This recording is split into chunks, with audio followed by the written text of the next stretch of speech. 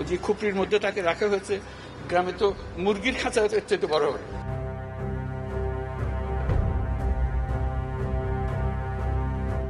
আজ সারাদিন torture sell বা আয়নাঘর নিয়ে আলোচনার কেন্দ্রবিন্দুতে ছিল তিনটি জায়গা: কচুক্ষেত, উত্তরা এবং আগারগাঁও। অন্তর্বর্তী সরকারের প্রধান উপদেষ্টা ডক্টর মোহাম্মদ ইউনূস, কয়েকজন উপদেষ্টা, ভুক্তভোগী ও কিছু সংবাদকর্মী নিয়ে এই নির্যাতন কেন্দ্রগুলো পরিদর্শন করেন।